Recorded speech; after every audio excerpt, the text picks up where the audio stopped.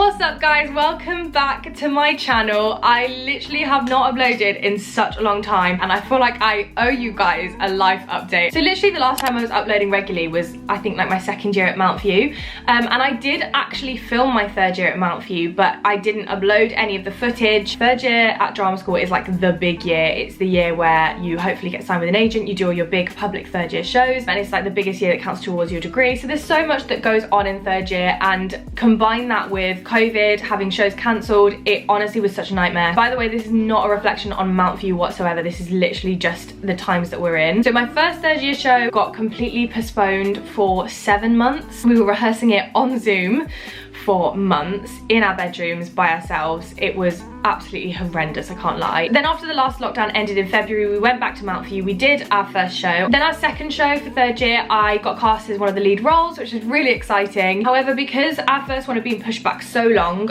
we only actually had 4 weeks to do the second show. It was a massive show and it was too much to do in 4 weeks, and everyone was really pressured. We had to do the whole thing socially distanced, so everybody had to be 2 meters apart the whole show.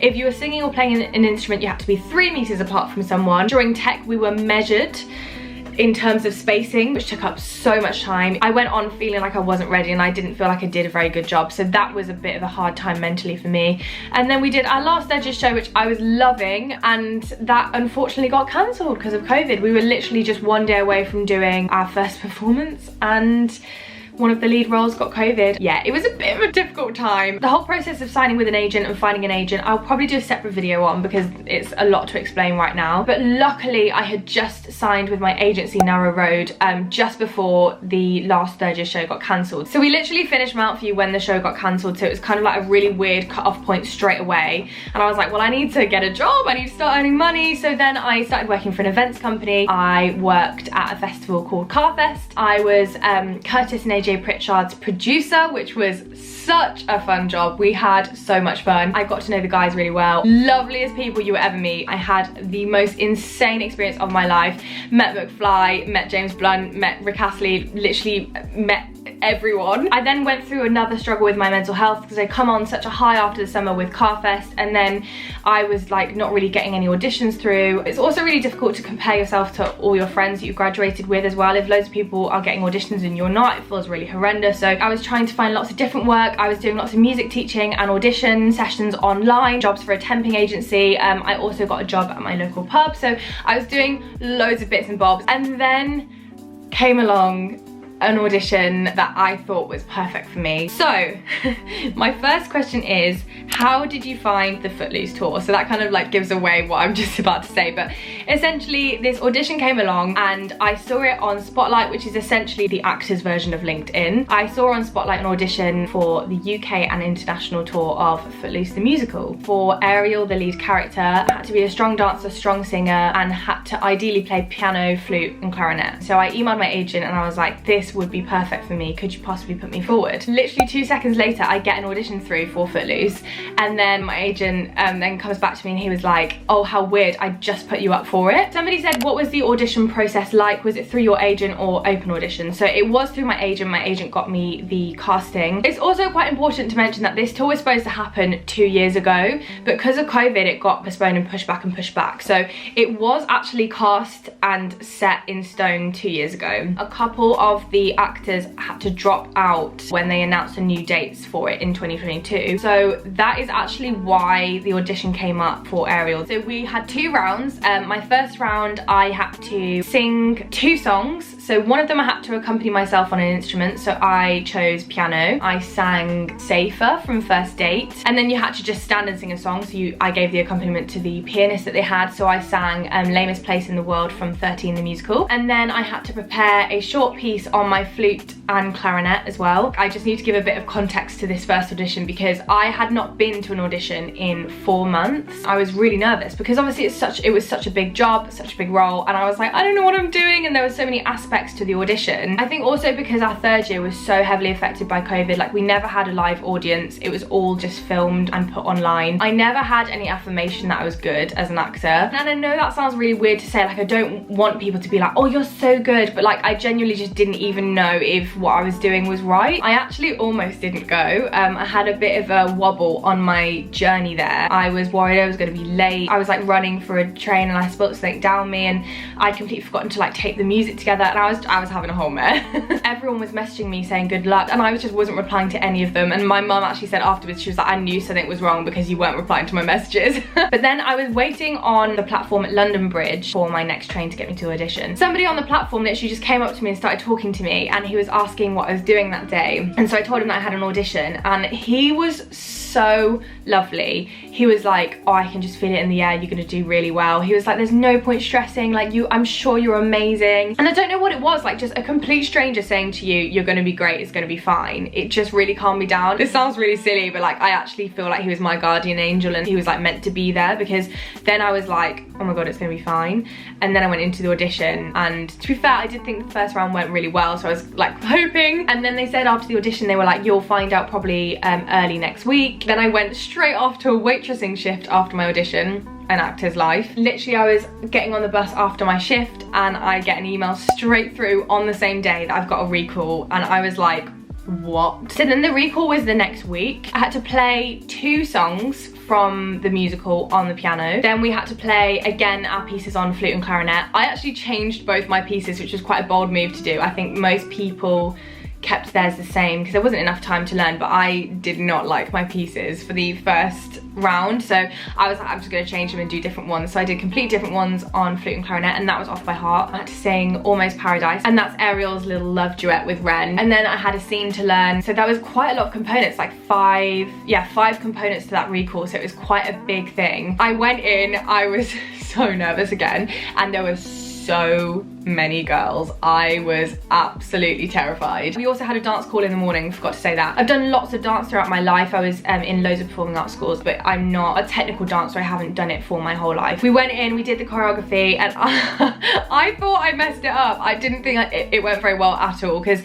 they taught it very fast, and Footloose is very fast, and the choreography was quite a lot. So I didn't think it went very well, and I came out of the dance call and I had a bit of time between that and my music call. I was walking down the street and I rang my mum and I was like, Mum, I haven't got it, there's no way I've got it. And she was just like, oh honey, she was like, it's fine, it's your first audition back, like if it's not meant to be, it's not meant to be. It was maybe a week after I think I found out that I got the role. I still can't believe it even now, like it hasn't sunk in. Somebody says, why aren't you listed as Ariel on the cast list on the Instagram? This is a really good point. So obviously, because the show was cast 2 years ago, they still have the original actor playing Ariel on the Instagram. I keep emailing them, so hopefully they'll change it soon. But yeah, that's why it's not me, but I will be on there hopefully soon.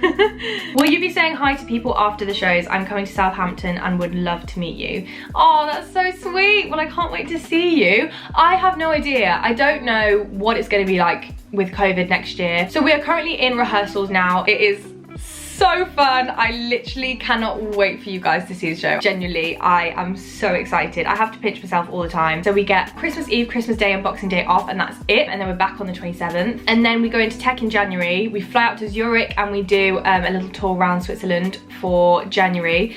And then we start our tour in the UK in Plymouth in mid-February. So it depends really what the COVID landscape is going to be like next year as to whether we're allowed to do stage door, whether we're allowed to meet people. I also feel like every venue might be a bit different, but I would love more than anything to meet you guys. So if I can, I absolutely will, but I'll keep you updated on my Instagram and on my social media whether that's happening or not. Where were you when you found out you got the role? That's a really good question. I was actually just in my bedroom on my own. I've had lots of experiences where I've done auditions and I've never heard back, so I didn't know whether I was even gonna hear. It's really hard, the more auditions you don't get, to keep thinking you're gonna get them and then not get them. It's better to think you've not got it and then be surprised if you have. But it had crossed my mind. I was like, what if my agent phones me? And I was sat on my bed and literally my agent started ringing me and I was like, is this it? But then he might have been ringing me for something else, so I was just like, oh my god, oh my god, oh my god.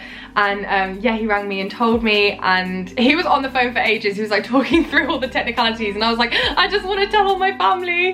But yeah, I was so excited. I rang my mum straight away. Mum burst into tears. I then surprised Dad with it when he was on his lunch break, and he burst into tears. I phoned Abby, she burst into tears.